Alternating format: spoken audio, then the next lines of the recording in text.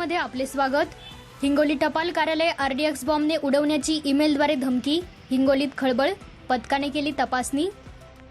राज्यातील सर्व पासपोर्ट व टपाल कार्यालयात बुधवारी दुपारच्या सुमारास सायनाइड विषारी वायुमिश्रित 16 आरडीएक्स बॉम्बद्वारे उडवण्याच्या धमकीचा ईमेल आल्याने हिंगोलीतील टपाल कार्यालयात अलर्ट देऊन बॉम्ब शोधक व नाशक पथकाने संपूर्ण परिसराची पाहणी केली।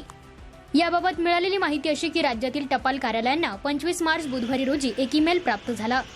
तुमच्या राज्यातील सर्व पासपोर्ट व टपाल कार्यालयात दुपारी 12:10 सायनाइड विषारी वायुमिश्रित 16 आरडीएक्स बॉम्बचा स्फोट होणार आहे, त्यामुळे टपाल कार्यालयातील सर्वांना तातडीने बाहेर काढा असे ईमेलमध्ये नमूद केले होते।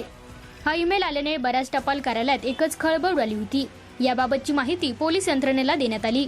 त्याच निमित्ताने हिंगोली शहरातील डाक विभागाच्या मुख्य कार्यालयात तात्काळ हिंगोली शहर पोलीस ठाण्याचे पोलीस निरीक्षक संदीप मोदे, जमादार अशोक धामणे, गणेश लेकुळे, शेख मुजीब, संतोष करे, गणेश बाबळे, संजय मार्के, पोलीस उपनिरीक्षक नागरे, रवी गंगावणे, अभिजित हलगे, गंगाधर राऊत, माधव मुटकुळे, रोहित मुदिराज, प्रवीण बांगर, दहशतवाद विरोधी शाखेचे अमित मोडक, फुलाजी सावळे, विशाल घोळवे, दहशतवाद विरोधी पथक नांदेड विभागाचे रवी धाबे, शेख मुजीब, डीएसबीचे गजानन निर्मले, संजय तोडेवाली आदी कर्मचाऱ्यांचे पथक तात्काळ घटनास्थळी धडकले।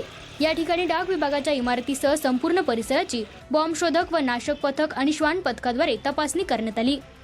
या दरम्यान कुठेही आक्षेपार्ह बाब आढळून आली नसल्याचे पोलीस सूत्रांनी सांगितले। त्यामुळे नागरिकांना कुठेही कोणतीही संशयित वस्तू अथवा काही बाब आढळून आल्यास त्याची माहिती तात्काळ पोलीस यंत्रणेला द्यावी, तसेच कोणत्याही अफवांवर नागरिकांनी विश्वास ठेवू नये असे आवाहन हिंगोली जिल्हा पोलीस अधीक्षक डॉक्टर नीलाभ रोहन यांनी केले आहे। A7 news चॅनलसाठी Anis Ahmad,